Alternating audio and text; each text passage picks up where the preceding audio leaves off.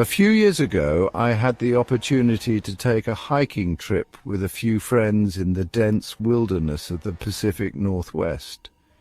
We had been preparing for the journey for months, researching the best trails and reading about the areas we would be venturing through. This part of the forest was notorious for being remote and difficult to navigate, but we were experienced hikers and felt ready for anything. What we didn't realize was that this hike would turn into a nightmare that none of us would ever forget. The weather was perfect when we began our journey. The sun was shining, and the forest seemed alive with the sounds of birds and rustling leaves. The trail was well marked, and we were making good progress, enjoying the beauty of the wilderness. As the day wore on, however, the sky started to shift. Clouds began to roll in, and the air grew heavier with humidity. By the time we reached our campsite, the fog was thick and the temperature had dropped considerably. We set up our tents and decided to start a fire to keep warm. The mood was still light-hearted, and we spent the evening telling stories and roasting marshmallows. Little did we know that our carefree evening would soon take a dark turn. The next morning, we awoke to the sound of rain tapping against the tents. The fog had worsened and visibility was almost non-existent. We packed up quickly, hoping to make it to a higher elevation before the storm got worse. As we started hiking, we quickly lost sight of the trail markers. The dense fog made everything look the same, and we found ourselves wandering off course. We decided to split up to find the trail again. One group would head left and the other would go right. I ended up with a group of 3, including my friend Jake, who was an experienced outdoorsman. We were confident that we could find our way back to the path, but the forest had other plans. Hours passed and the fog only grew thicker. We kept walking, hoping we would spot a sign of civilization, but there was nothing. The trees towered over us like dark giants, their limbs reaching out in strange angles, casting eerie shadows in the fog. We could barely hear each other speak over the constant wind and the sound of our boots crunching through the wet earth. Jake, who had been leading the group, suddenly stopped. His expression changed from confident to uneasy. He whispered, "Do you guys hear that?" We all listened, but the forest was eerily quiet. There was no sound of wildlife or even the wind, just an unnatural silence that made the hair on the back of my neck stand up. "What is it?" I asked, but Jake didn't respond. He was staring ahead, his face pale as though he had seen something. Suddenly we heard a faint sound. It was the soft crunch of footsteps, as if someone was walking through the forest ahead of us. The strange thing was that the footsteps didn't sound like they were getting closer, just circling around us. It felt as though someone was following us, but when we turned around, we saw nothing but fog. We called out, but there was no response. The footsteps continued, but we couldn't see a thing. They seemed to be coming from all directions, but no one was there. Jake's face grew more and more panicked. "We need to get out of here," he said, and without another word he turned and began walking faster. We followed him, but the footsteps didn't stop. They kept pace with us, just out of sight. It felt as if we were being stalked.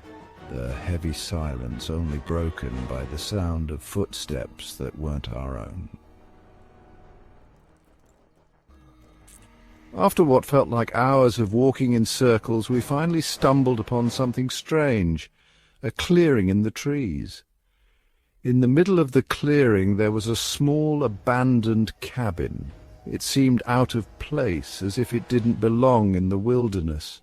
The windows were covered in grime, and the wooden door creaked in the wind.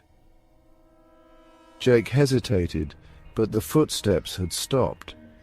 For a moment, It seemed like the forest itself had quieted down, and we thought we'd finally found some peace. We approached the cabin cautiously, and when we reached the door, Jake tried to open it. To our surprise, the door was unlocked. We stepped inside, and the air inside the cabin was cold and musty. There was no furniture, just a bare wooden floor and the remnants of old walls covered in peeling paint. A single window looked out into the foggy expanse of the forest. We sat down on the floor, exhausted and shaken. Jake kept staring out the window, his face pale. He seemed as if he were deep in thought, and we couldn't help but feel like something wasn't right. "That's it," he whispered. "I've seen this place before." We looked at him, confused. "What do you mean?" Jake's voice trembled as he spoke. "I've been here before, years ago. It was part of the original trail, but they said it was abandoned after something happened." "What happened?" I asked, my curiosity piqued despite the fear gnawing at me. Jake hesitated. "There was a hiker. He got lost in these woods and they never found him. His body was never recovered. The locals say his ghost still wanders the forest, looking for people to lead astray." I felt a chill run down my spine as the realization hit. The footsteps we had been hearing were not of someone alive. They were the footsteps of a lost soul, still searching for his way home. Just as Jake finished speaking, the door to the cabin slammed shut, and the temperature dropped even further. We scrambled to our feet, but before we could reach the door, the air grew thick with an overwhelming sense of dread. The fog outside seemed to creep closer to the window, and I could feel something watching us. Suddenly we heard the unmistakable sound of footsteps again, only this time they were inside the cabin with us. Heavy, deliberate steps, echoing off the wooden floor. My heart raced, and I could see the fear in my friend's eyes. "Who's there?" Jake called out, his voice trembling. There was no response, but the footsteps continued, circling around us, coming closer and closer. We could hear breathing, slow and steady, but there was no one to be seen. I don't know what happened next, but everything seemed to blur. There was a rush of cold air, the sound of something heavy slamming against the walls, and then darkness. When I woke up, I was outside, lying on the wet ground in the clearing. The fog was still thick and the sun had set. I could hear my friends calling out my name, but when I stood up, I found that I was alone in the clearing. The cabin was gone. There was nothing but trees and fog, stretching endlessly in every direction. I searched for hours, calling out to my friends, but I never saw them again. To this day, I don't know what happened to them. I've heard rumors about that part of the forest, about people disappearing without a trace. I don't know if it was the ghost of the lost hiker or something else entirely, but I know that whatever it was, it didn't want us to leave. I still can't go near those woods. The fog, the silence, the footsteps, they haunt me every time I close my eyes. And as for my friends, well, I'll never forget the last time I heard their voices calling out in the distance.